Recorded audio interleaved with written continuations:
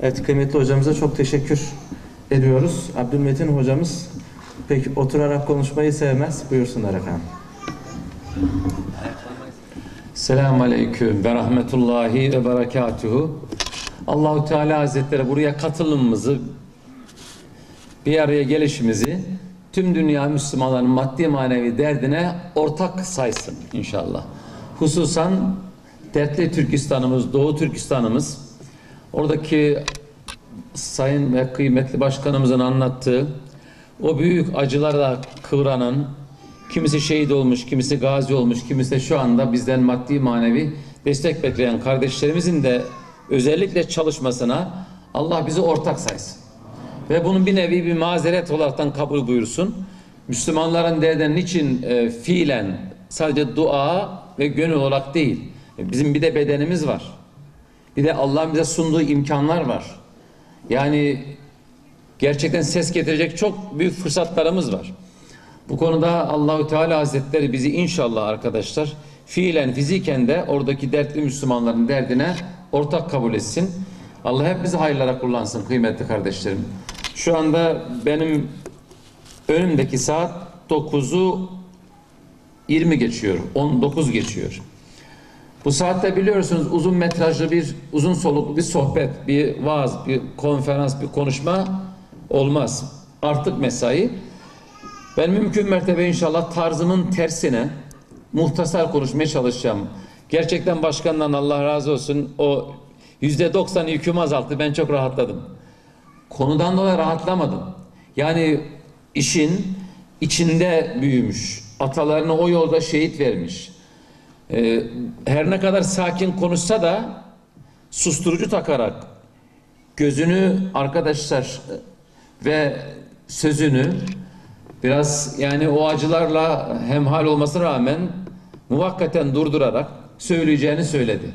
Ben şahsen vallahi çok etkilendim. Bilmiyorum siz de ne seviyede ne düzeyde müteessir oldunuz. Allahu Teala bundan sonra bizi inşallah, ben bayrağımı da hem kırmızı bayrağım vardı bir de mavi bayrağımı taktım. Mavi takımı da kasıtlı giydim. Yani mavi mıtrak takımı da kasıtlı giydim.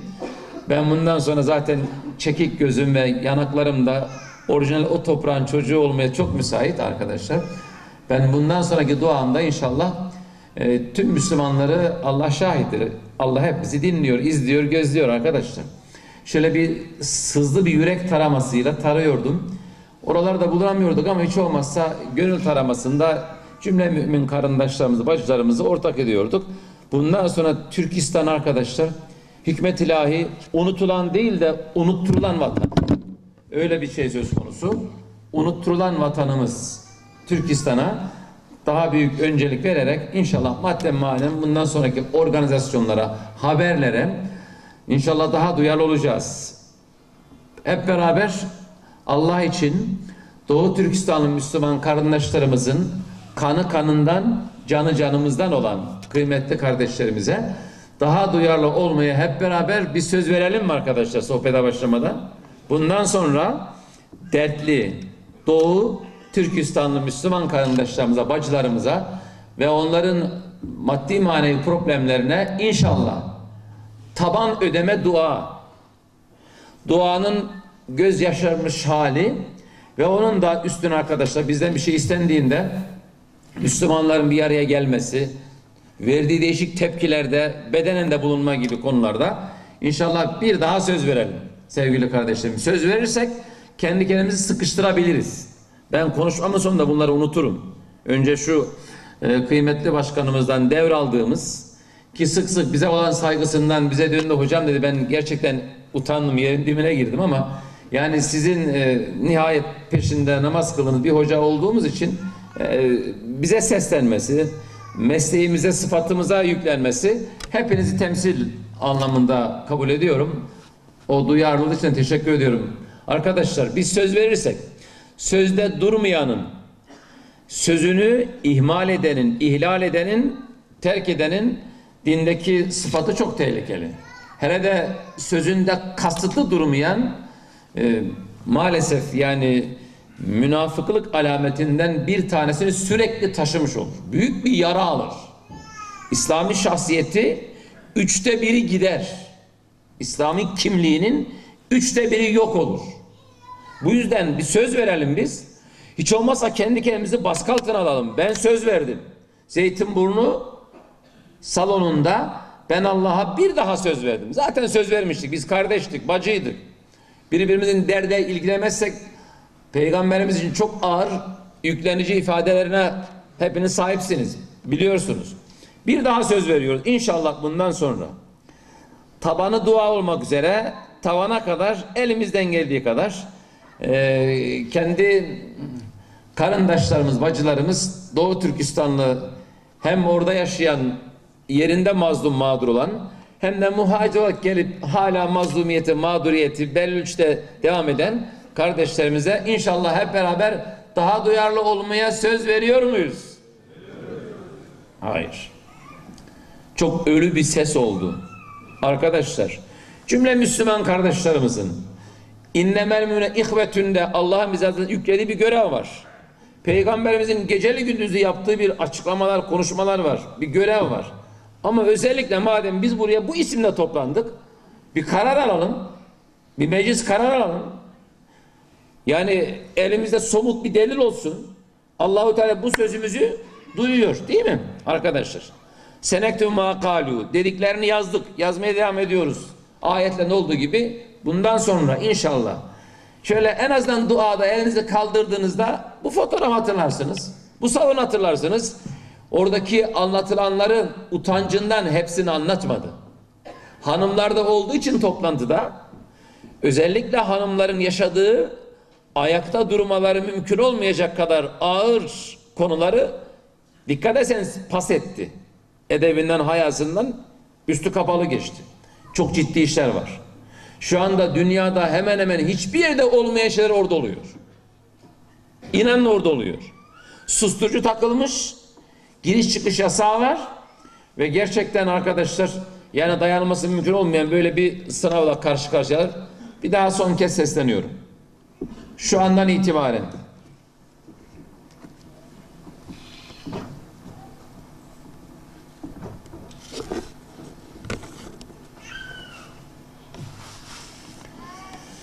Ya Rab, Ya Rab, Ya Rab, Ya Rab. 1 Ocak 2015 itibariyle Doğu Türkistan'da İslam dini ve vecibeleri devlet eliyle tekrar yasaklandı.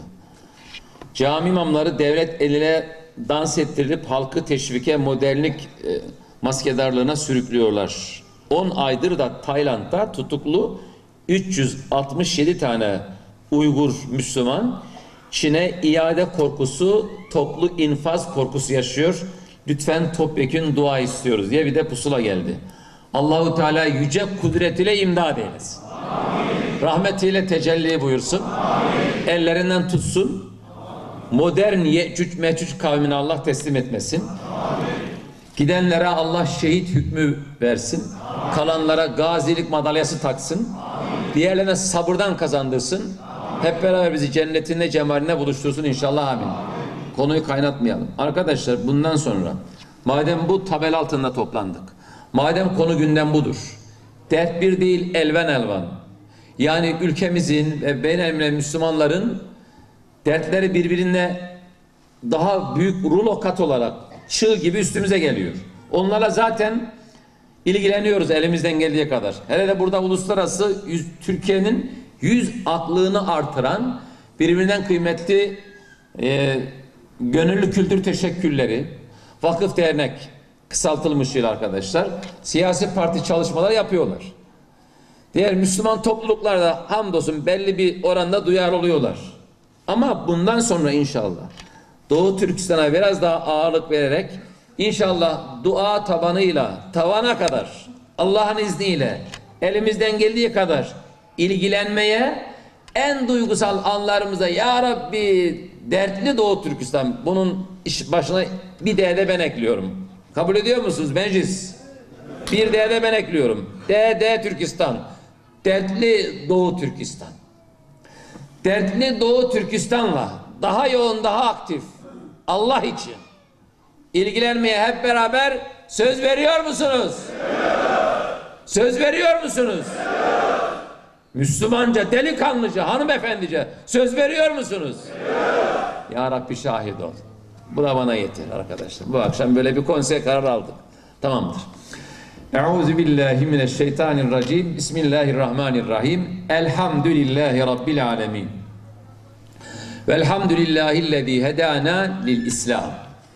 Velhamdülillahillezî cealena min ümmeti Muhammedin aleyhissalatu vesselam.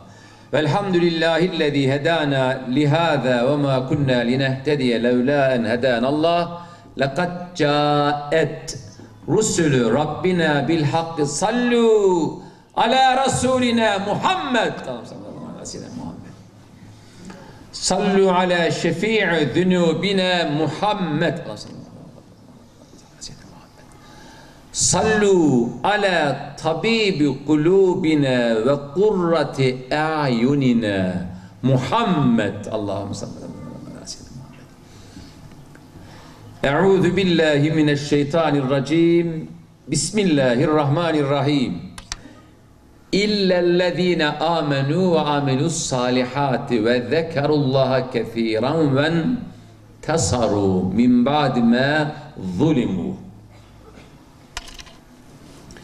Ve seyâlemüllezîne zalemû eyyen munqalebin yenqalibûn. Şuara suresinin son ayeti. Bismillahirrahmanirrahim. Em hasibtum en tedhulul cennete ve lemma ye'tikum meselüllezine halev min qablikum messethumul be'sâ'u ve darrâ'u ve zülzilû hatta yekulur rasulü vellezine âmenû ma'ah metâ nasrullah elâ inne nasrallahi qarîb. Bismillahirrahmanirrahim.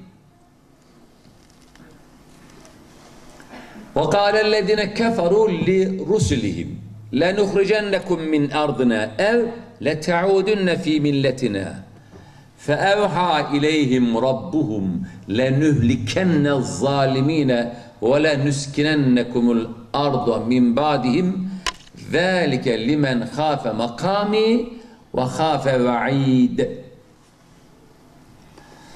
Bu da İbrahim suresindendi. Bir önceki okuduğumda Bakara. Onu da siz Bakara biraz uzunca sure, kendiniz oltalayın, kendiniz araştırın ki biraz Kur'an'la yoğunluğunuz artsın. İlginiz çoğalsın. Bir de sevgili kardeşlerim, Sure-i Araf'ta Müslümanların en azından alın teri göz nuru, Allah'ın takdir tebrik edeceği, helal olsun kul dediğim böyle olur.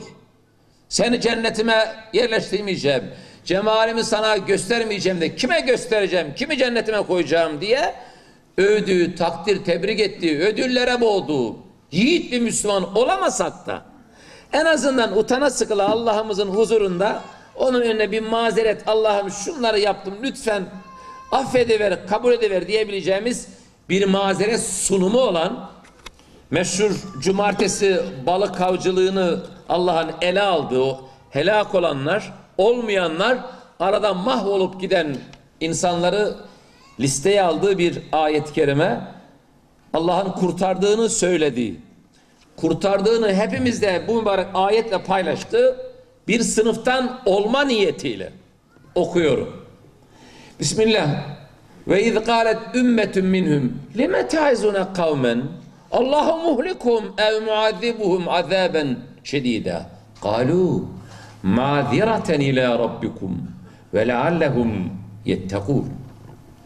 Sadakallahu lazım. Ayet-i kerimeler bundan ibaret. Bir daha söylüyorum. Gerçekten başkandan Allah razı olsun beni kurtardı. Niye? Çünkü ben de biraz Türkistan alakalı kardeşimize dosya hazırlattırdım. Burada şimdi ikinci kez ismini söyleyerek isim reklamı yapmayalım.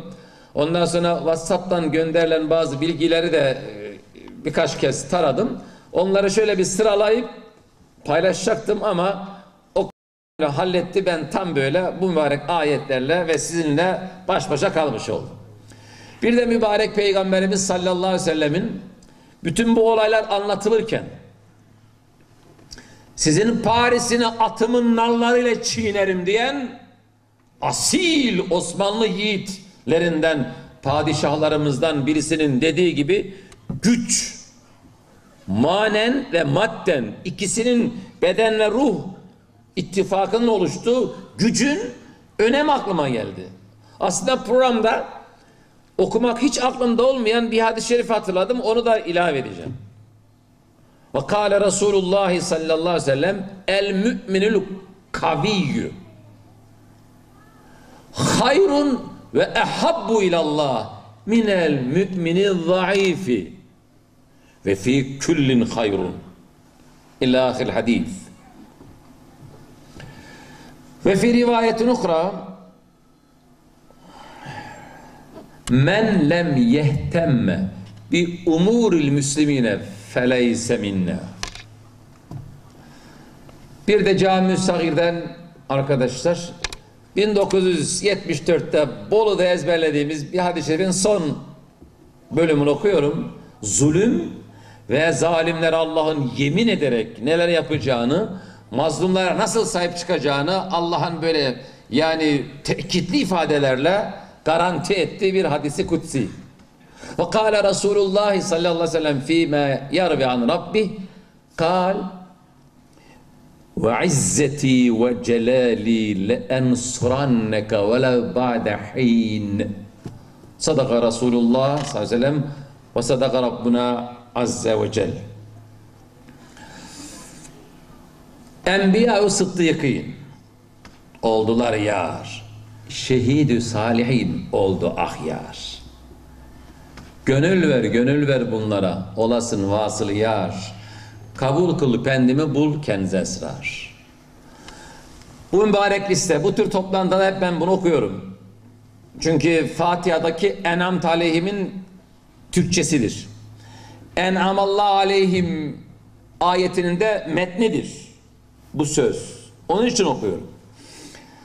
Peygamberlerin başını çektiği, kurmaylarını sıddıkların davası için her şeyini verdikten sonra sıra canıma geldi. O da Rabbime canım da kurban olsun diyen şehitlerin hakkı, yüce Allah'ı ve halkı Allah'ın rızasına endeksli bir şekilde gerçekten hukukunu eda eden, Rabbisinin haklarını bir kulun verebildiği kadar kulların da hakkını yine bir kulun verebildiği kadar eda eden salihlerin, güzel insanların hepsiciğine toptan gönül verip bunlara uyarak hakka gidelim ki o mübareklerin ulaştığı hedefe ulaşalım. Kurmaylar nerede? Uçağın first class'ı nerede? Arkadaki bütçelerine göre ikinci, üçüncü sınıf yerlerde oturanlar da aynı araçta, aynı hedefe o öncülerle ulaşabilsin. Allah'ın cennetine kapağı atıp cemalini seyredebilsin. Allah bize lütfetsin. Allahu Teala Hazretleri cümle şehitlerimize bizim davamız adına şehit düştüler. Düştükleri, uğruna öldükleri dinse İslam dini bizim dinimizdir. Uğruna öldükleri kutsal her bir karışında şehidin kanların damladığı vatansa bizim vatanımız için öldüler. Bizim kutsallarımız. Uğruna ölmesi gereken değer namussa hepimizin namusudur. Birimizin namusu arkadaşlar. Siz Hazreti Fatıma'nın namusu kadar düşünmediğini mi zannediyorsunuz Peygamberimizin sizin Fatımaların namusunu? Vallahi Hazreti Muhammed'e göre sallallahu aleyhi ve sellem kendi sevgili pırlantası, mübarek parçası, Ehl-i Beyt'in anası Hazreti Fatıma'nın namusu ne kadar önemliyse tüm Fatımaların, Ayşelerin, Zeyneplerin namusu Hazreti Muhammed yanında o kadar önemlidir. O zaman o şehitler bizim için önemli arkadaşlar. Hem mübarek Peygamberimiz sallallahu aleyhi ve sellem la yu'minu ahadukum hatta yuhibbe li ahihi ma yuhibbu li nefsihi diyecek. Ondan sonra bizi yönlendirdiği şeyle kendisi amel edemeyecek. Bu mümkün mü ya? Sizden herhangi biriniz kendi şahsıyla alakalı, öz canı için, nefsi için ve kendi nefsiyle bağlantılı tüm değer verdikleri için neleri seviyor, neler istiyor, neleri elde etmek, hangi hedeflere ulaşmakta istiyorsa diğer Müslüman kardeşleri için. Hatta bir adım ötede, hatta yuhabbelin nas ibaresi olduğu için insanlığı da için alıyor. Diğer Müslüman kardeşleri ve bacıları için de aynı güzellikleri şu yüreğinden istemedi. Neyse, dua ve işin pratiğini bu hadiste görmüyoruz. Biraz sıyırıyoruz, kurtarıyoruz. Ben de başka hadislerden toplayarak duaya dönüştürmedi. Elinden geldiği kadar o Müslümanların lehinde çalışmadığı müddetçe o kişinin daha iman sorunu var, iman. Yüreğine yerleşmemiş, meddü cezir, hazmedilmemiş bir yemek gibi, geğirtilerini yaşadığı bir yiyecek, bir içecek gibi, özür dilerim, yerleşmemiş, sindirilmemiş, tırnakların dibine kadar erişmemiş, ulaşmamıştır o iman, Müslümanım demiştir. Mümin olduğunu itiraf etmiştir. Ama belki de ve ma ulake bil müminin denmiştir. Kur'an okursunuz. Ve ma hum bi müminin, mümin olduklarını söylüyorlar. Evcilik oyunu gibi çocuklukta oynadığınız, hatırlarsınız. Çoluk çocuğun oyunu gibi. Müslümancılık oyunu.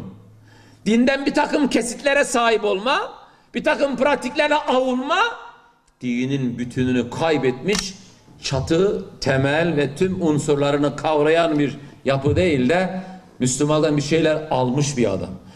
Hepinize bir daha kendime de sesleniyorum.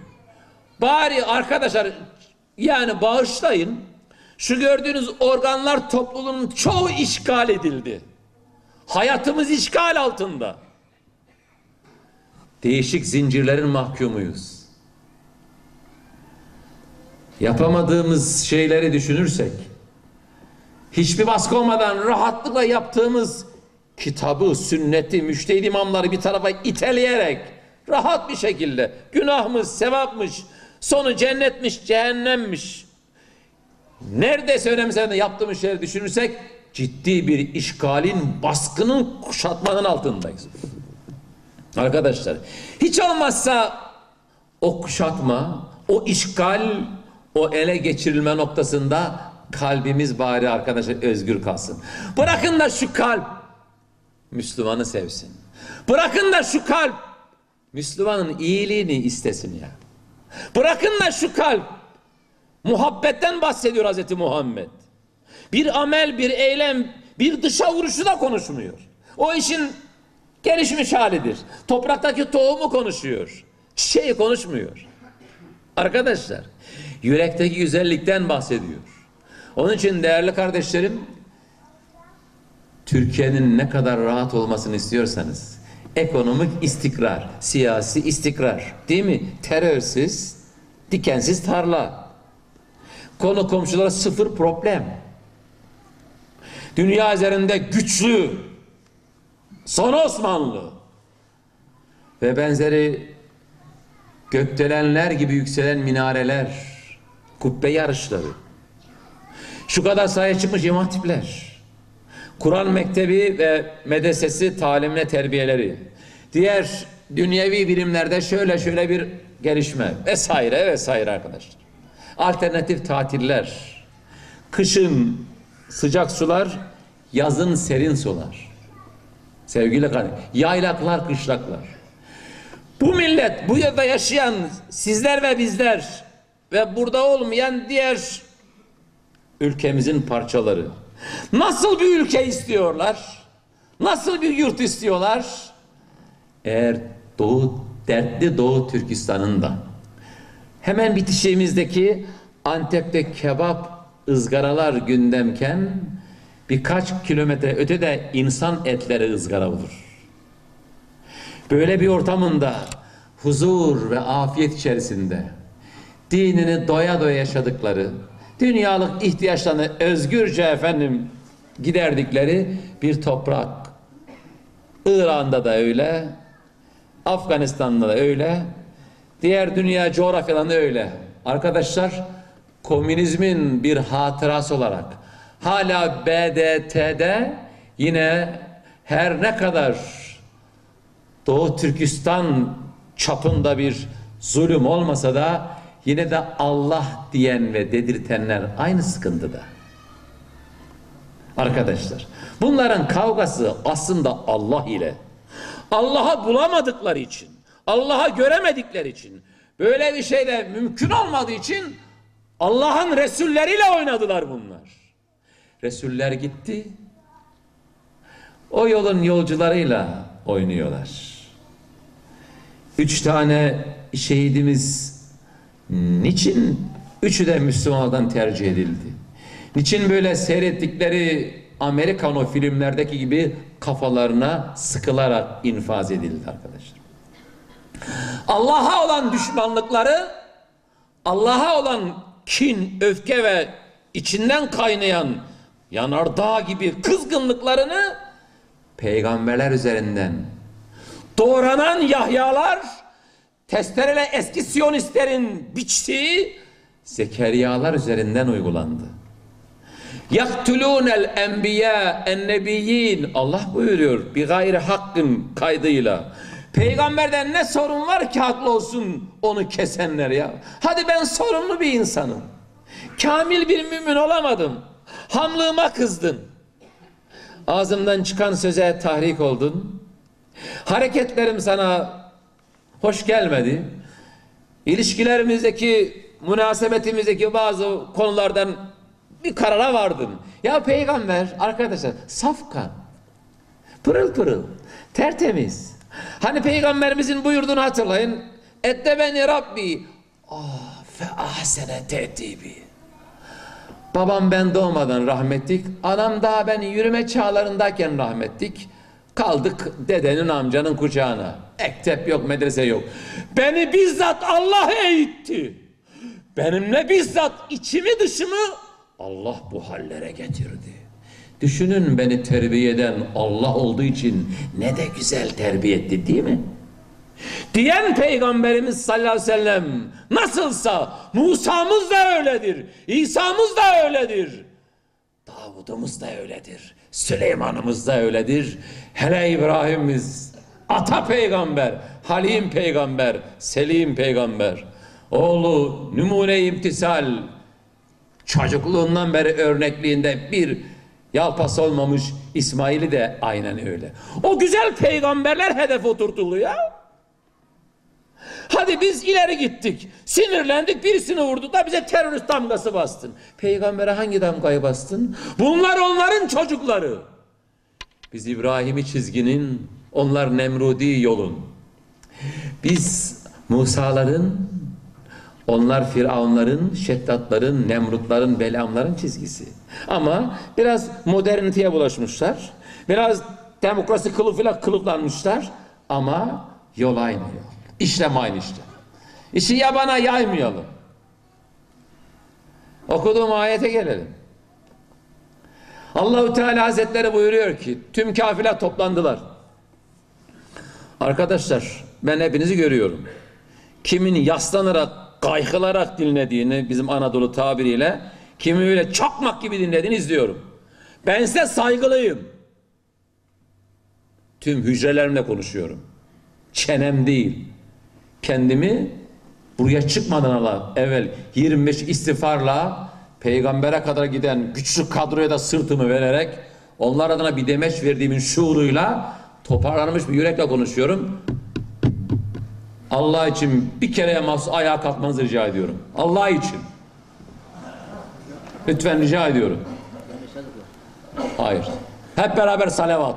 Allahümme salli ala seyyidina Muhammedinin nebiyyil ümmiyyin ve ala alihi ve sahbihi ve sellim. Cezakumullahu hayran. Acil eylem planı dendi. Ben de size eyleme davet ettim. İyi yaptım. Ağzıma sağlık. Nefesime bereket. Size de öylesin. Toplanmış peygamberleri, düşmanları. Hep beraber Allahu Teala'dan dinliyoruz. Naklen canlı yayındasınız. Sure-i İbrahim'desiniz. Tüm kafirler peygamberlerine aynı ifadeyi kullandılar diyor Allah. Ne demişler? Tırnaklayalım, ayetten alalım, buyurun önünüze koyalım. Arkadaşlar bu çalışma özel bir hamlenin, özel bir adresin, özel bir Müslüman toplumun çalışması değil. Ümmet çalışması, bir defa bunu bilin. Bir takım özel isimlerden bahsedilmiş olabilir. İnsan kendi, arkadaş yetiştiği kaynağın, kendisine maddi manevi hukuk listesinin en üstte olanın ismini anmak hakkına sahiptir. Ama biz bir ümmetiz. Ümmeti vasatız. Hz. Muhammed'in dert ortaklarıyız. Dava arkadaşıyız. Yol arkadaşıyız. Onun birer bağlıları, bağımlılarıyız elhamdülillah. Allah bağımlılığımızı artırsın. Maddeyi bulamadığında krize girenler gibi hazretsizliğin krizini yaşatsın Allah bize. Amin. Onsuz olmanın, onunla olamamanın, ona yakışamamanın, onun bulunduğu noktada bulunamamanın krizini. Hayır, bana yakışmaz. Peygamber sallallahu aleyhi ve sellem şu anda burada olması normaldi. Ben niye değilim? O nerede, biz orada. Allah onun bağımlılığını bize nasip etsin. Tamam. Toplanıyorlar. Hep beraber diyorlar ki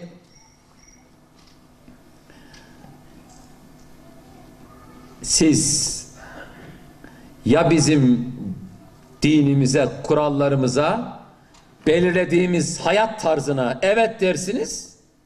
Peygamberlik falan yok gündemde. Kitabın sana kalsın. Nebiliğin senin olsun. Burada bir oturmuş hayat var. Bir sistem var. Bir yaşam biçimi var. Bir düzenek, bir tarz var. Ya bu hayatı benimsersiniz beyefendi, veyahut da لَنُخْرِجَنَّكُمْ مِنْ ardına sizi bu memlekete siler, süpürür, çıkarırız. Dertli Doğu Türkistan'a aynısı söyleniyor. Aynısı söyleniyor. İlerleyen dilimlerde unuturum belki. Arkadaşlar sizi izliyorum bak. Capcanlı dinleyeceksiniz. Askersiniz ya. Konu tasavvufi müzik değil buradaki konu. Buradaki konu arkadaşlar beslenmenin faydaları değil. Buradaki konu sağlıklı yaşam da değil. Buradaki konu ölüm kalım savaşı. Ona göre kendinizi yürekte en azından şöyle bir üstünüze yürüyen askerlerin, o Çinli Yecüc Mac kavminin üstünüze geldiği o manzarayı düşünün, biraz hafif gergin olun ya. Unuturum. Avustralya'ya gitmiştim. Yerli halk, zenci değil. Veya da şu değil. Onlara aborjin diyorlar. Telaffuz hatam olabilir. Onlar da aynen şimdiki dertli Doğu Türkistan'a yaptıkları gibi uyuşturucu, alkol noktasında komple toplumu sızan, ayakta duracak hale kalmayan gençleri dedeleşmiş, ruhen dedeleşmiş, bedenen dedeleşmiş, neneleşmiş hale getirmişler. Allah muhafaza etsin dertli Türkistan'ımızı. Hepsi alkolik. İliklerine kadar. Ne devletten haberleri var, ne milletten haberleri var. Sadece ellerinde şişe, sallanan bir fotoğraf var.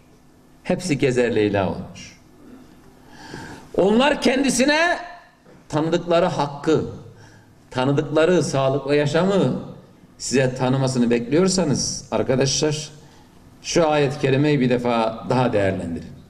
Ya defolup giderseniz, çok üzgünüm bu ifadeyi kullandığım için, kesinlikle sizi sürüp atacağız. لَنُخْرِجَنَّكُمْ Arapça bilenler bilirler. Ben burada sarf naif dersi vermiyorum. Kesinlikle sizi buradan sürüp atacağız. Ya bu deveyi güdersiniz ya bu diyardan gidersiniz gibi. Pekala peygamber bu tehdit aldılar. Hay hay ne yapalım ne edelim, Allah bizi affetsin. Ümmet Rabbimiz bağışlasın mı dediler. Hepsi arkadaşlar. Yolları ateşe uğradı, hayır dediler. Yolları hapse uğradı, yine hayır dediler. Yolları, arkadaşlar yolları, ağır iftiralara. Ya namus öğretmenliği yapan, insanlara Allah'ı, kitabı, namusu, tüm kutsalları öğreten Musa peygambere zina suçlaması yaptılar ya. Feberrahullah mimma kalu. Kötü, kara propaganda. Kainatın en pırıl pırılına, en temizine Allah garantörlüğünde yaşayan kefilim, şahidim, destekliyorum, adamımdır, seçilmişimdir. İşte şu kadar mucizesi, işte Tevrat'ı arkasındayım dedi Hazreti Musa'ya. Yollu bir kadını yüklediler mübareğimize, perişan etme noktasına getirdiler. Ki Allahu Teala'ya hamdolsun, Allahu Teala onun tertemiz, pırıl pırıl birisi olduğunu tekrar o kadınla beraber itiraf ettirdi. İftiraya uğradı yollar. Nerelere uğramadılar ki arkadaşlar? Nerelere uğramadılar?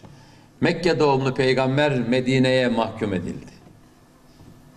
Dahasını konuşursak sizin İslam tarihi, peygambere tarihi bilginize hakaret olur. Burada keselim.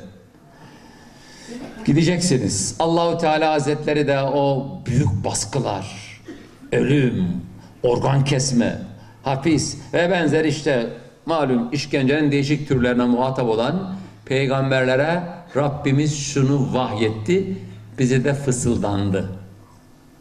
Ne buyurdu? فَاَوْحَالِهِمْ رَبُّهُمْ لَنُهْلِكَنَّ الظَّالِمِينَ. Rabbiniz konuşuyor. Allah buyuruyor ki alemden Rabbi, tüm zalimleri ezip geçeceğim. Hepsinin canına okuyacağız. Peşinden ne diyor Allah? Onların sizi çıkarttığı ana yurdunuza, hakkınız olan yerlere sizi yerleştireceğiz. Yalnız sizden bir tek isteğim var diyor Allah. Bunu yapacağım ben. Size yaptırmayacağım. Siz de cihad edeceksiniz. Size çalışacaksınız. Örgütleneceksiniz. Sokaklara, büyük mitingler, Çin konsolosluğuna kızıl çelenkler, kara çelenk bırakacaksınız. Toplanacaksınız. Program yapacaksınız. Bu olacak. Bu olmazsa olmaz. Hz. Muhammed'in hayatı delil kaynağı olduğuna göre, ta kendisi olduğuna göre Mekke fethine girerken 10.000 ateş yaktırmış. Psikolojik caydırma silahını kullanmış. Silah çekmeden ben bir barış komutanıyım demiş. Barışı yönetir gibi savaş yönetmiş. Ama onların komünist de aynı pislik. Demokratik kafalısı da aynı pislik. Hiç çıt yok. 12 tane insana dünyayı salladılar. Ayaklarına getirttiler. Yürüyüşe icbar ettiler. Ne büyük organizasyon yaptılar. 3 tane Müslümanın ölüşünü yerel basın bile gündem yapmadı. Allah'tan birkaç tane çekimden sonra çekindiler de yeni hala sesleri çıkmıyor arkadaşlar. Allahu Teala Hazretleri şunu dillendiriyor tabiri caizse. Evet, psikolojik caydırma, basit görmeyin, sosyal medyada yazacaksınız, çizeceksiniz. Artık geyik muhabbetleri ren geyiğine, Kanada'ya gitsin. Bizde geyik muhabbet olmaz. Allah için dertlenme vardır, dertlendirme vardır. Allah için muhabbetin dillerini kullanacağız.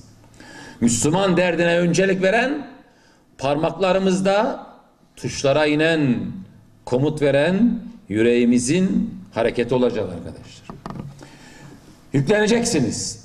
Haksızlık karşısında susanın dilsiz şeytan, normal bir şeytan da değil ha.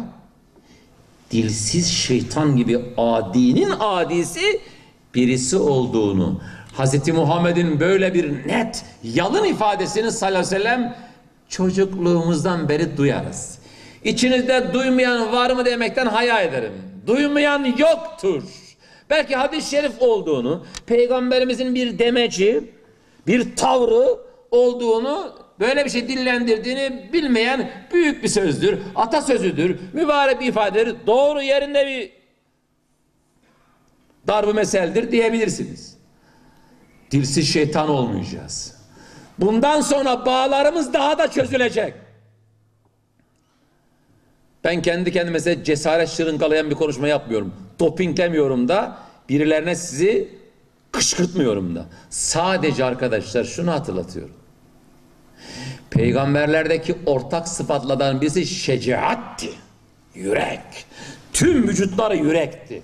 Ama ümmetindeki yürek de mangal yüreğidir. Onun için hakkı söylemeniz ömrünüzü kısaltmaz diyor Hz. Muhammed sallallahu aleyhi ve sellem. Rızkınızı azaltmaz diyor. İki korkumuz var, üçüncüsü yok. Hepsi ana merkezi konuşuyoruz. Ana kumanda merkezi. Bu ümmetin iki korkusu var. Rızık ve infaz. Faili meçhullere gideriz. Kim buraya gideriz? Geçenlerde Özbek Abdullah'ın, mümin bir yüreğin, Allah'ın tanıdığı ama milletin tanımadığı bir katilce şehadeti gibi vesaire.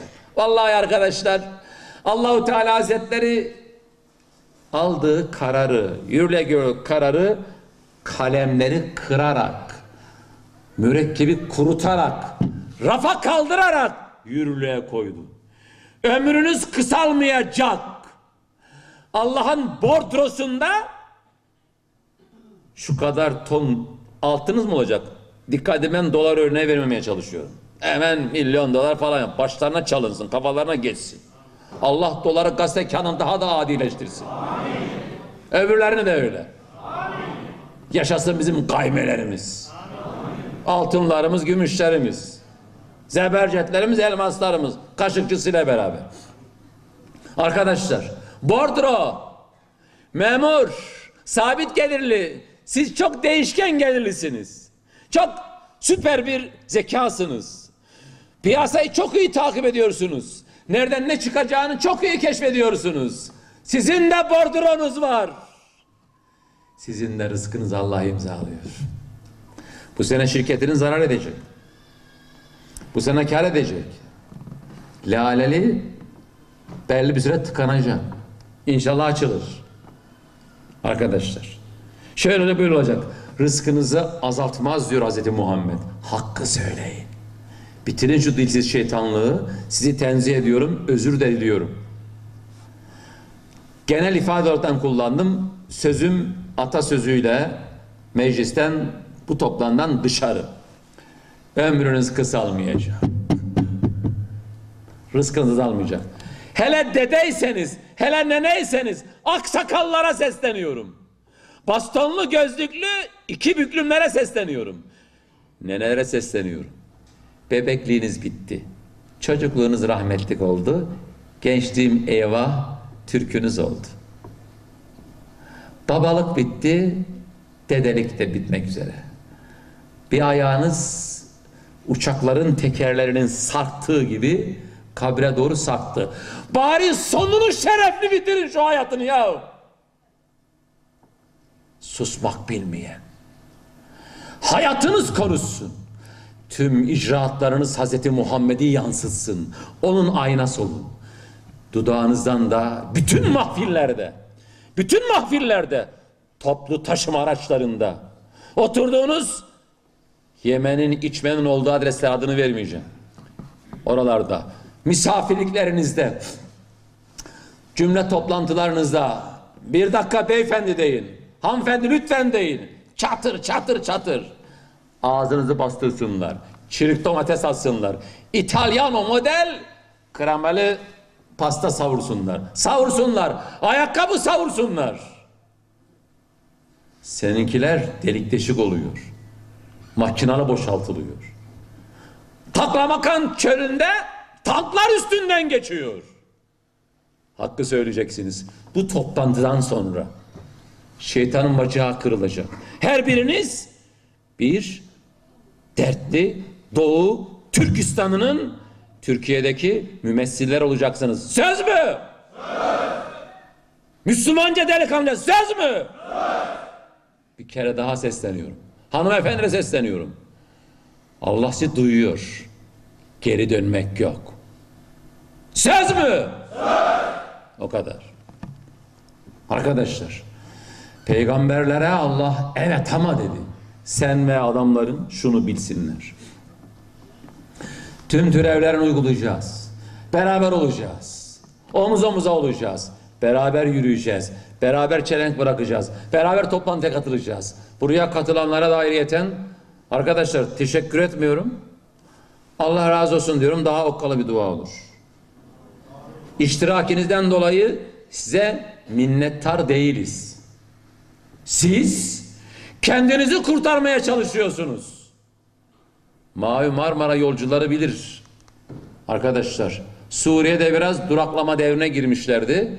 Siz Gazze'ye muhtaçsınız. Sizin kurtuluşunuz bu. Oradakiler zaten gözünü Siyonist'ten esirgemiyor. Hiçbir şeyden esirgemiyor maşallah. Aslanlar gibi direniyorlar. Dünyayı sarsan, dünyayı göçerten, haklarında en güçlü liderlerin bile bir iki çift sözü zor ve nezaketen aleyhlerine sarf ettiği bir ortamda göğüs göğüse yiğitliğini sürdürüyorlar. Doğu Türkistan savaşını veriyor. Onur ve şeref savaşını veriyor. Şimdiye kadar da buradan oraya ciddi bir yardımla gitmiş değil. Başkadan gitmiş değil. Siz kendinizi kurtarıyorsunuz. Müminlerin derdine pratikte, fiilen, fiziken de ortak olmayan diyor Hazreti Muhammed onlardan değildir. Hat kopmuştur. Sen istediğin kadar sakızını çiğne. Dertleriyle dertleneceksiniz. Onun için bu toplantılara katılacaksınız. Nerede böyle bir güzel organizasyonda bulunacaksınız. İlla sizin kendi fikrinizin, kendi tarzınızın, kendi usul ve usulünüzün %100 motabot, fotokopik anlamda temsilcileri olmayabilir. Bu bir ümmet meselesidir. Olacaksınız inşallah. Tamam mı arkadaşlar? Onun için peygamberlere verdiği cevap önemlidir. Size de aynı cevap verildi çünkü. Ben onların canını okuyacağım. El müntakim benim. Yok edecek güç benim. Yarattığım gibi canlarına da okurum. Ama sizi onların sürüldüğünüz yerlerinize geri çevirir, yerleştirir. Bir şartım var. Velik bu güzel sonuç. Bu sizi bir yerlere taşımam. Düşmanlarınızı helak edip yerine sizi iskan etmem. Bir tek şart. Limen khâfe makâmi ve khâfe va'id. Sadece benim amımdan, sadece benim tehditlerimden etkileneceksiniz. Allah diyor ki sadece benden makam ve vaid, azamet ve celalinden ben bunu yapmazsam zaten tarihinde öleceksin. Aslanlar gibi Allah sana şehit desin, Allah sana gazi desin, Allah sana sabırdan cennetine kabul buyursun. Dolayısıyla arkadaşlar Mevla buyuruyor ki bu sonuç benim azamet ve celalimden vereceğim cezalardan korkan samimi Müslümanlara bir sonuçtur. Allahu Teala Hazretleri ikram etsin arkadaşlar. Şalvar ıslanmadan balık tutulmaz diyor atalarımız. Allah'ın da dostluk uygulaması böyle. İbrahim peygambere her türlü testten geçmiş. Her türlü Allahu Teala'nın testlerinin bazı başlıklarını biliyoruz biz. Koca peygamber test üstüne test mübarek Efendimiz. En sonunda Mevla bütün kainata mübareğin elini havaya kaldırmış. İşte bu İbrahim. Ben de onun Rabbisiyim. Tüm dünyaya ölümsüz bir ilanım var diyor Allah. وَاتَّخَذَ اللّٰهُ İbrahim'e halila. İbrahim benim özel dostumdur. Onu kendime halil edinmişim. Böyle bir dostluk. Siz uykusunu düşünürsünüz, kilosunu düşünürsünüz, rengini düşünürsünüz. Rahat için ayağına terli, yaslanacağız yumuşak minderi. Ne arzu ederseniz etrafında pervane olursunuz. İncinmesin, üzülmesin, yüreği rahat etsin. Her açıdan kuş tüyü bir hayat sürdürmeye çalışırsınız. Bu sizin hakkınız. Sevdiklerinize nasıl davranıyorsanız.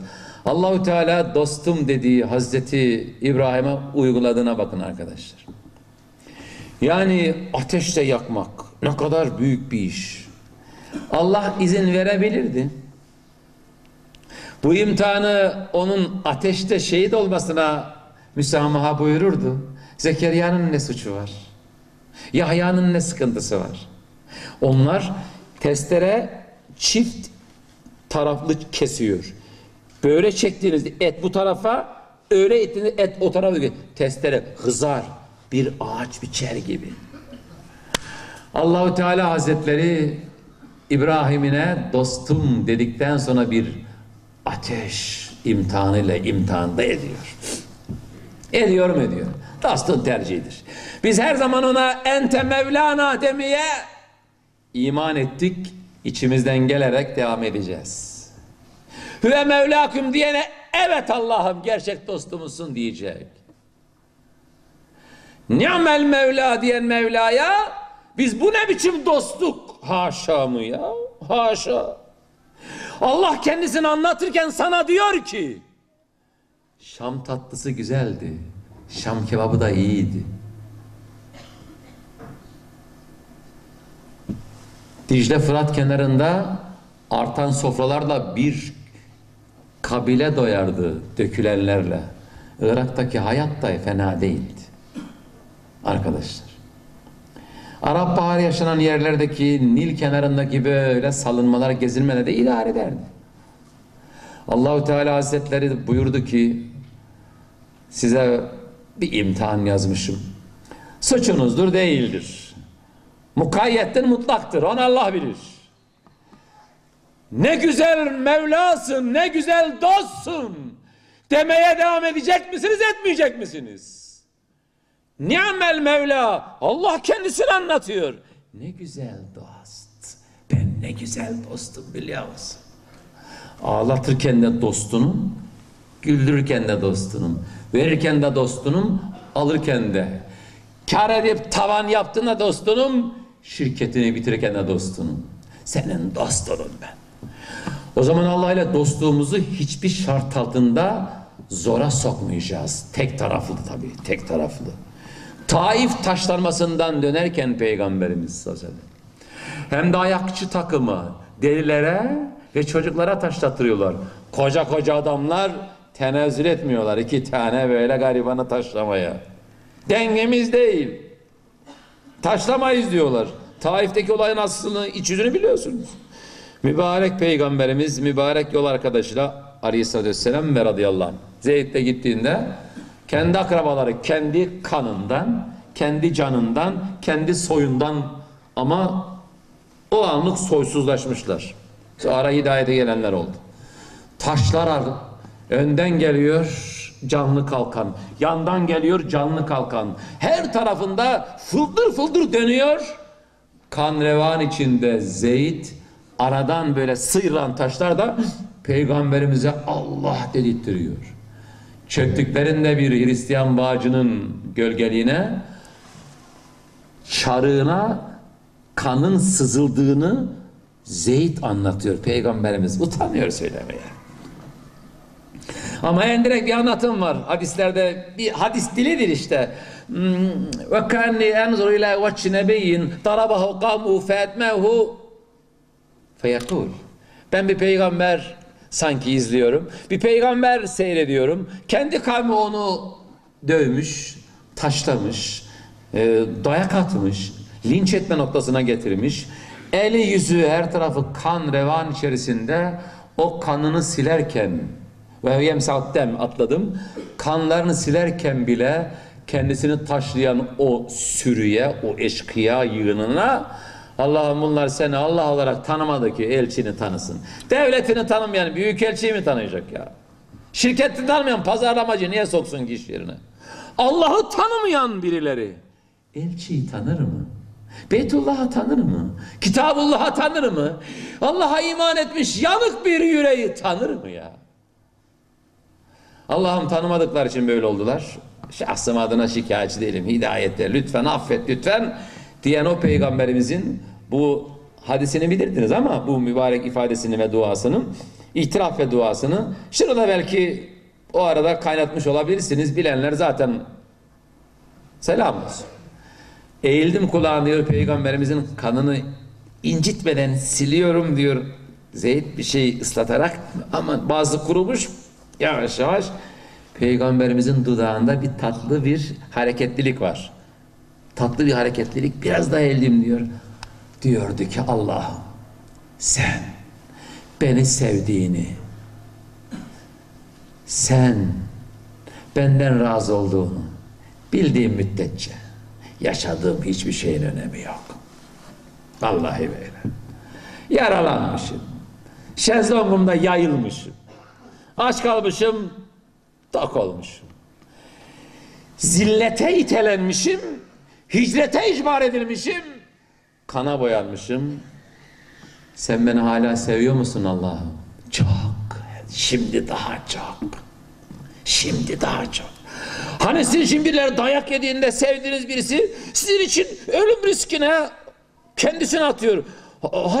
Hatta da ölüyor. Eskiden şu kadar seviyordum, hani çocukların babanı ne kadar, anneni ne kadar, dedeni ben işte böyle yapıyorlar ya. Oran vardır, sevgi oranı vardır. Tekbir cemaat. Allahu Ekber, Allahu Ekber. La ilahe illallah, Allahu Ekber. Allahu Ekber ve lillahil hamd. Ben işin özetini veriyorum. Ne kadar? Şu kadar. Sevgi oranı çocuğun yüreğindeki yer edişinize göre açısı genişliyor. Hele nenesi ve dedesi ise arkadan birleştiriyor. Bu kadar seviyorum diyor.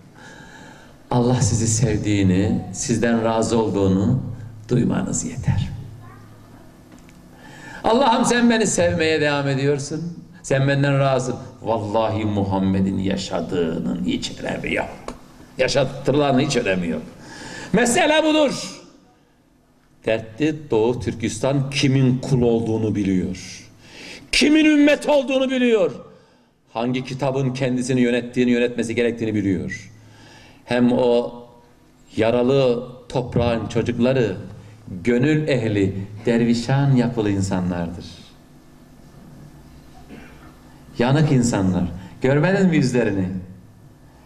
Yanakları bile yanmış. 2 tane kılları kalmış. Kesededecikler. Yanık insanlar. Bakmaya kıyamazsınız. Gözlerine çukur gözyaşından burada mini bir oluk oluşmuş. Hanımların resimlerine bakın. Yanık analar. Yanık neler? Türküler de yanıktır kim bilir. Sözleşleri, deyişleri de yanıktır arkadaşlar. Yanık insanlar. Onlar kimin hesabına iş yaptığını biliyorlar. Allah dirençlerini artırsın. Allahu Teala Hazretleri yüce kudretiyle yüreklerine payanda versin. Ya Rabbetna la kulubim eylesin. Allahu Teala onları bulaştırmak, kirletmek isteyen o sarı şeytanlara fırsat vermez. Dünya Müslümanların da Çin malını 25 kuruş ucuz alma uğruna dertli Türkistan'ın derdine kör, sağır, dilsiz 3 maymunluktan da Allah İslam coğrafyalarını kurtarsın. Arkadaşlar, Rusya'nın başımıza sardığı bela ayrı bela. Amerika'nınki ayrı bela. Siyonistlerin ayrı bela. Yani kimi Hindu, kimi yamyam, kimi bilmem ne bela diyor ya rahmetlik Mehmet Akif Çanakkale'yi anlatırken. Dünyanın neresinde derdimiz yok ki, hangisine yanacağımızı, hangisini güncelleyeceğimizi, kumbarada Türkistan kumbarası mı, Suriye kumbarası mı, Afrika'da garibanın kar olan kumbarası mı, hangi kumbaraya ne atacağımızı şaşırdık ya. Arkadaşlar böyle bir dert furyasında hepsine gözümüzü bandajlayarak, kulakları tıkayarak arkadaşlar zevkimizin, keyfimizin Müslümanı olmamız doğru değildir. Biraz birbirimizi dertlendirelim. Çok keyiflendiriyoruz. Zevkimize diyecek yok. Ramazan'ı bile eğlence ayına dönüştüren bir kültüren çocuğuyuz şimdi biz. İbadet ayını, Kur'an ayını, itikaf ayını, oruç ayını, mukabele ayını, daha önemlisi şehrul ümme, tüm ümmetin ayı diye Peygamberimizin ümmetçiliğimizi geliştirmek üzere ümmet ayı dediği bir ayı bile biz direkler arası muhabbete çevirdik. Sahura kadar telli cihazlar, klavyeler, ondan sonra peş peşe masallar, hikayelere dönüştürdük. Biraz dertlerimizi artıralım. Ağlama kültürümüzü arkada bir daha hatırlayalım. Bu göz sadece bu güzel çiçekleri, rengini, tipini, kimin gönderdiğini seyretmek için verilmedi. Bu gözün bir görevi de ağlamak. Bu gözün en önemli, en şerefli işlerinden birisi de Allah için ağlamak. Bir kenarcıkta 2 damla gözyaşı seni ahirette Allah'ın en üst dereceden ikramda bulunacakları arasına 7 seçkin sınıfın arasına sokuyor. Bu kadar defoya rağmen, bu kadar yığılmışlara rağmen ince ince o inci tanelerini inci tane indirdiğinde sana öyle muamele çektiriyor. Biraz da ağlamaya alışalım. Ağlamsı ağlayacağınız ortamları araç kullanırken dokunmatik şeyler dinlemeye çalışın. Yalnız kaldığınız ortamda biraz kendini hüzünlendirecek en acıklı olayları hatırlayın. O anlatılanları hatırlayın. En son sizi tahrik edecek, gözünüzü sulandıracak kareyi hatırlayın. Şöyle bir hıçkırın. Hani bizim delikanlılarımız, güzel yavrularımız, arkadaşlarımız, gençliğin heyecanını gayrimeşru hadise değil, gerçi Ali kardeşimiz sağ olsun 80 öncesi ve 80'e kadar gelecek dönemlerdeki gençlerin çalışmaları hakkında biz de şöyle şöyle yaptık diyorlar ama o şöyle şöyleler bizi böyle böyle yaptı. O şöyle şöyleler olmasaydı reddetmiyorum. Biz böyle böyle olmazdık. İşte o şöyle şöyleler var ya, işte böyle böyle yaptı. Onu az görmeyin. Arkadaşlar, onların çalışmaları, içlerinde ağlayın sular yükselsin, ağlayın yükselsin sular, belki kurtulur gemi. Yani dünya Müslümanların derdini öyle ağlayacaksınız ki gözyaşında gemiler yüzecek de o zaman kurtulacağız. Bunlar da olacak. Ağlamaya çalışın. Acitasyonlar. Gözünüze hücum etsin bazı şeyler. Allahu Teala imdad eylesin. Amin. Cümlemizi hayırlara kullansın. Amin. Allahu Teala Hazretleri azametimden ve cezamdan müteessir olanlara ona göre hayatını Kur'an'a göre, ayağını ekonomik gücüne göre, yorganına göre, ayağını yorganına göre uzatan, hayatını Kur'an'a göre uzatan bir adam olursak, arkadaşlar, öncü birliklere de güzel yapışırsak, Allahu Teala bizim için çok tatlı فَلَا تَعْلَمُ نَفْسٌ مَا اُخْفِيَ لَهُمْ مِنْ قُرَّةِ ayun. Ahirette olduğu gibi dünyada çok tatlı sürprizlerim var diyor Allah. Çok tatlı sürprizler.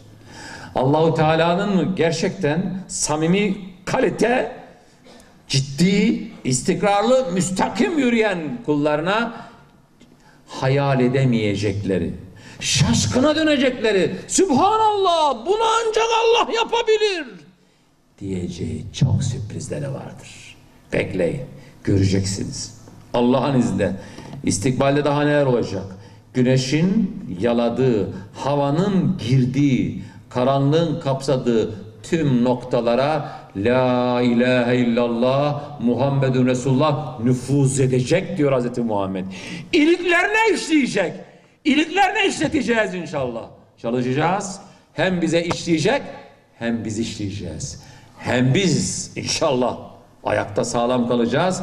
Hem yığılmış yığınları ayağa kaldırıp sağlıklı adımlarla Rabbimize doğru hadi bismillah dedirteceğiz. Rahat olun, rahat olun. Çalışın, çabalayın. Okuduğum bir ayetlerin altyazısını verim yeter. Benim elimdeki saat diyor ki Hoca Efendi bir 10 dakika sonra falan bir Fatiha'yı söyle diyor. İnşallah söyleyeceğim.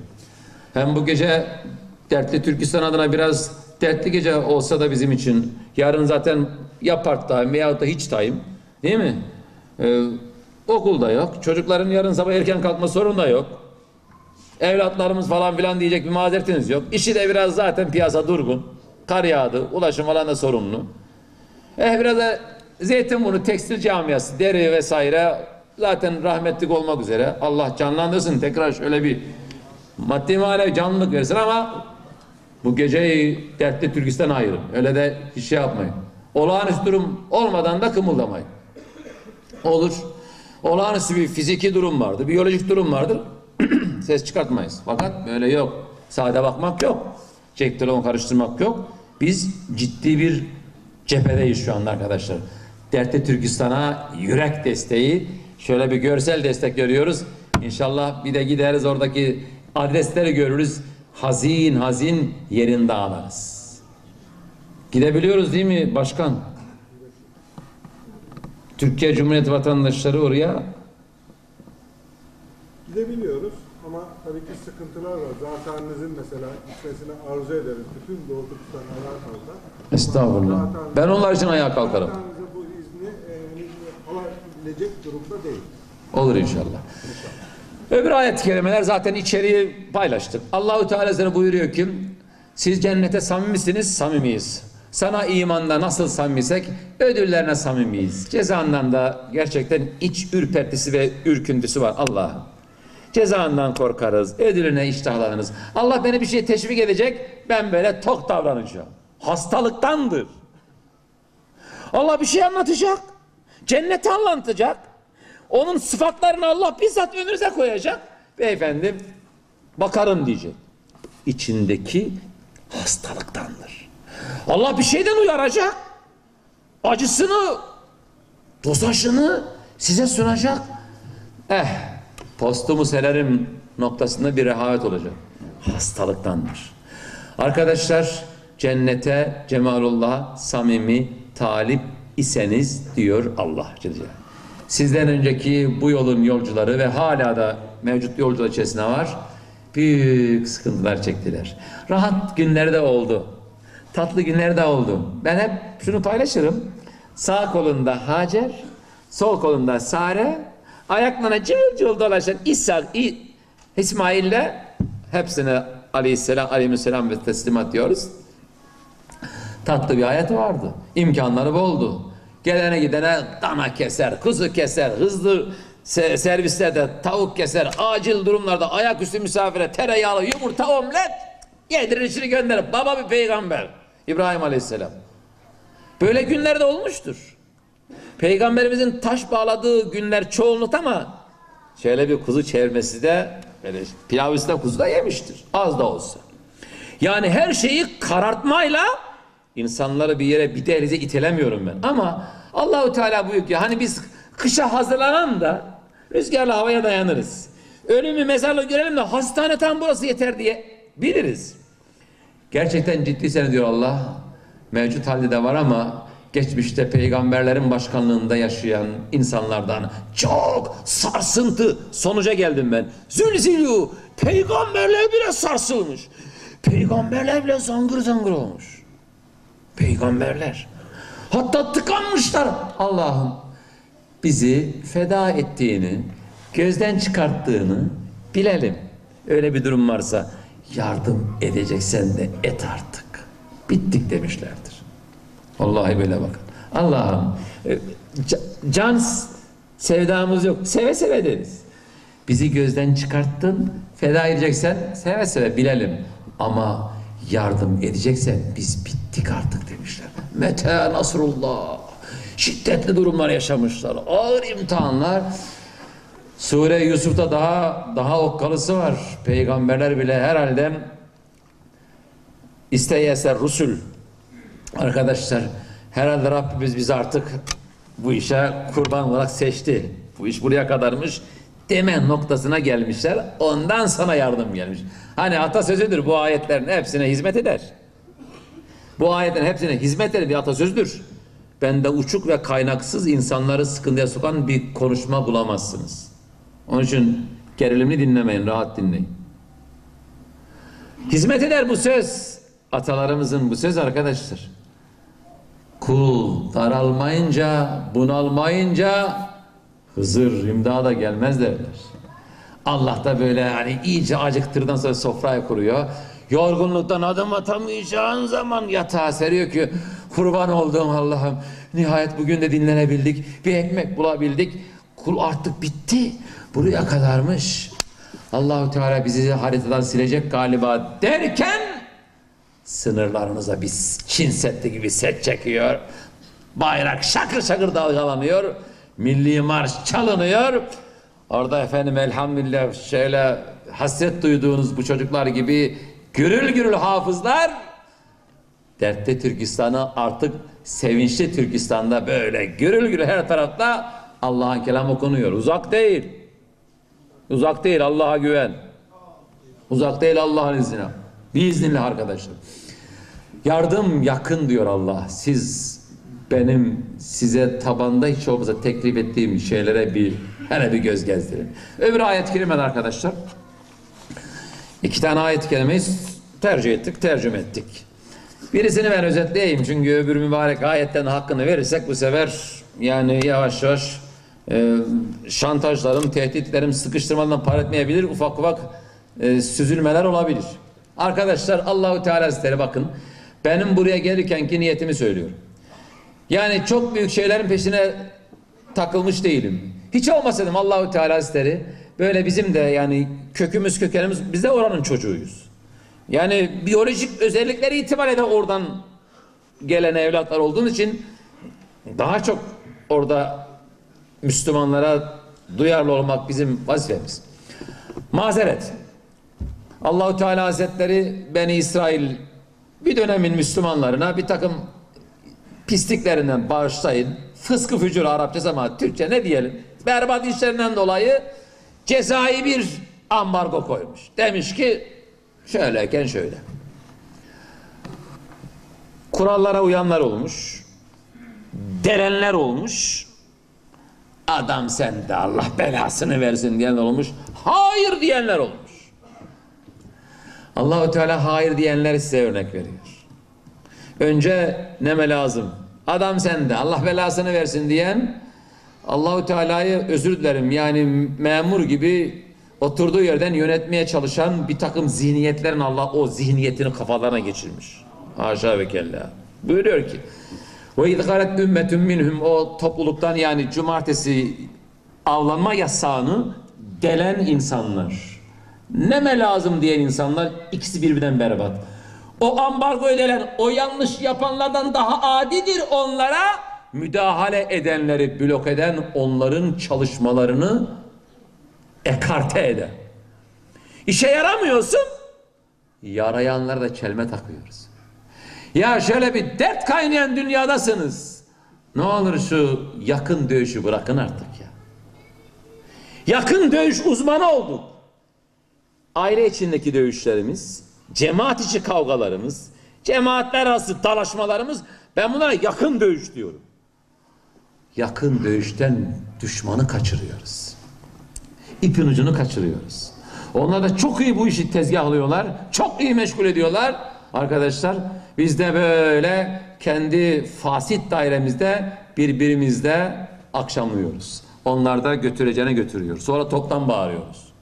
Allahu Teala buyuruyor ki onlardan bir grup niçin siz tercüme ediyorum niçin siz Allah'ın belasını vereceği Allahu Teala Hazretlerinin helak edeceği bak ya büyük azaplara uğratacağı azab-ı veya da helak edeceği bir topluma ne diye karışıyorsunuz ya bu yasağı koyan Allah bunu delen de bu adiler Allah kendi yasaklarını delenlere belasını verir. Azan kıl caminin duvarına şey yapan kulun azmıştır belası yakındır diyerekten işi böyle tavsatıyorlar.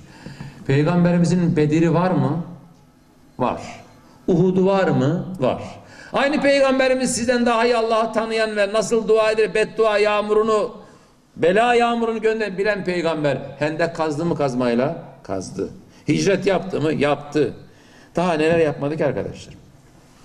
Siz Allah'ın belasını vereceği veyahut da daha büyük cezayla helak edeceği topluma niye vaaz ediyorsunuz ki? Vaaz. Niye organizasyon?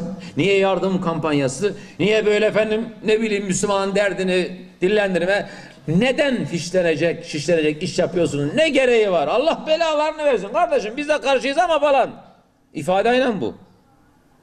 Allah'ın uyandırdığı, gönlünü açtı, tam kitaplaştırdı, örnekleştirdi ve kesin o büyük fırtınada Allah'ın çekip kurtardı.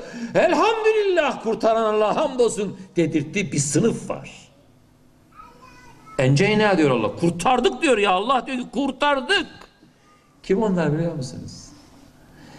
Yanlışa ve zulme dalan insanlara durun, yapmayın. Hiç olmazsa bunu diyenler. Dilsiz şeytanlığa son verip dilli Müslüman olanlar. Haksızlığa haykıran insanlar.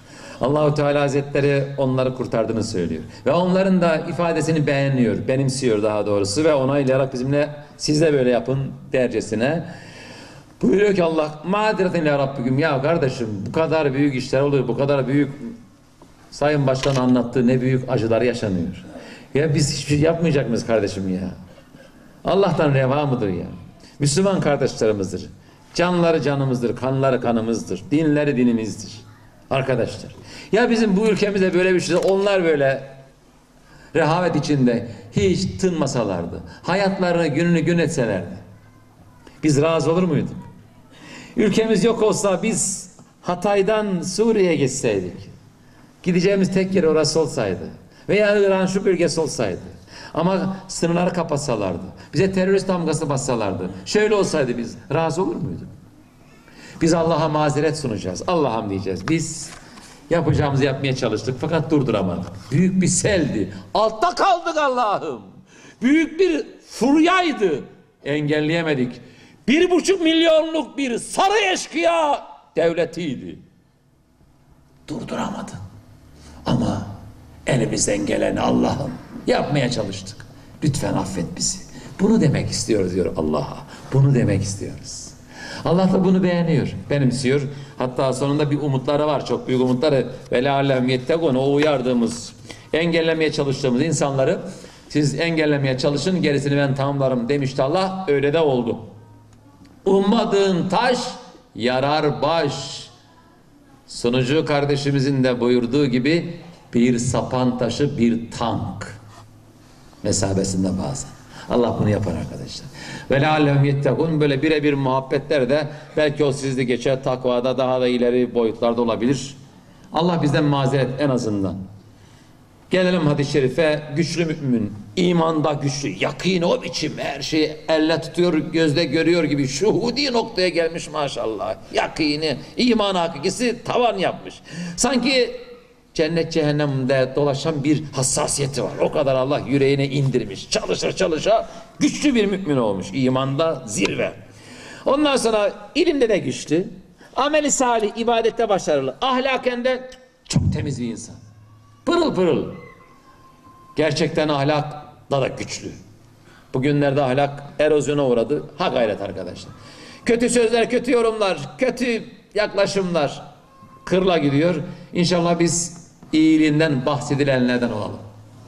Ben bazı örnekler duyuyorum, kulak kabartıyorum, bir daha anlattırıyorum. 3 kere anlattırıyorum.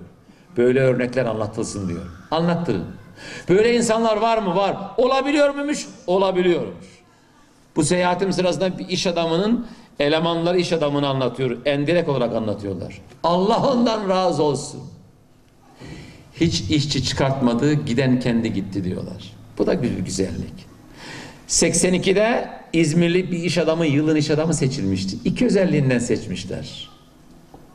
Adam bekar işçilerini kendisi finanse ediyor, evlendiriyor. Evlilik benden diyor. Ev kredisi onlara kendi şirketinden iç borçlanmayla 0 faiz, emekliliğe kadar yayılan bir periyotla onları ödettirmeye çalışıyor. Ödeyemeyene canın sağ olsun diyerekten evlileri evlendiriyor, evsizlere ev alıyor. Yılın iş adamı. Milletin elindekini basit bir borçtan dolayı evini haczeden mantık da var ama bunlar da var. Güzel örnekleri paylaşın. Ahlak da güçlü. Maşallah dünyaya örnek olacak bir kalite. Teknolojide güçlü, sporda güçlü, siyasette güçlü, silahta güçlü, güç araçları. Güç önemli midir? Önemlidir. Lut peygamber sırtımı dayayacağım bir dağ olsaydı demiş. Allah'ım Ne edeceğim ben şimdi? Pırıl pırıl delikanlılar evimde. Ahlaksızlar evimi basacaklar. Namuslarını koruyamayacağım şu yiğitlerin. Allah'ım, sırtımı dayayacağım bir dağ, bir güç olsaydı demiş. Halbuki onlar da melekler biliyorsunuz. Allah'ım iki Ömer. Gavurlukta mert. Ebu Cehil'in bir adı da Ömer. Hazreti Ömer zaten yalçın bir kaya, çelik yığını maşallah. Elini böyle koydu mu hiçbir şey onu gelip püskürtemez. Anasını evlatsız, hanımını dul, evlatlarını yetim bırakmak isteyen Ömer'i izlesin demiş. Hicret ederken atını kişnetmiş, Kabe'yi 7 turlamış ve müşriklerin bulunduğu yere ayaklarını havaya kaldırarak, şaha kaldırarak azgın gavurların üstüne atını sürmüş. Ben Hattaboğlu Ömer demiş. Tanırsınız beni demiş. Ben hicret ederken demiş şu vadiyi, şu koordinatlardan Medine'ye ulaşacağım demiş. Geriye de bakan namerttir. Geriye de bakmayacağım demiş. Anasını evlatsız, avradını kocasız, evlatlarını yetim bırakmak isteyen Ömer'i izlesin demiş. Mesele budur. Ya şehit ol ya gazi diyenler evlatlarını Hazreti Ömer'den kopyalayarak eğitmiş. Allah'ın asıl ailelerden kopyalamışlar. O tarihin aslanları. Bunu da listenizde şöyle bir belli bir yere koyun arkadaşlar. Güçlü mümin. Güçlü olacağız. Madden manen evelallah. Bunun bir çözümü de Türkiye'nin güçlü olmasıdır. Kusura bakmayın arkadaşlar. Arap dünyasını görüyoruz. Başka ülkelerde görüyoruz. Bu milleti az görmeyin siz. Bu kadar büyük tahribatlara rağmen, bu kadar büyük yüklenmelere rağmen yine Allah'a hamdolsun diyeceğimiz bir manevi maddi imkana sahip kılındık, korunulduk. Yaptığınız iş az bir iş değildir. Somali'ye zekatını verseydi bir tane Arap şeyhi, petrol şeyhi 1 milyar 200 milyon dolarımız olsaydı dedi, daimi temsilcinin kendi resmi açıklaması şu ilk Somali açlığı ve o büyük vurgun, büyük göç hatırlayın. Geçici olarak bu seneki açlığı çözeriz demişti garibim. Zekatlarını bile çok gördüler. Onlar sokak katliamında Sisi Müslüman avlasın diye 10 milyar dolar Birleşip Arap Emirliklerinden 5 milyar dolar Kuveyt'ten helal hoş olsun yeni firavunlara. Ama Somali acından ölmüş. Önemli değil. Arkadaşlar, el müminin kavi. Allah'a daha sevimlidir. Güçlü olacaksınız. Güçlü olacağız. Ve a'iddülen mestedatun min kuvve.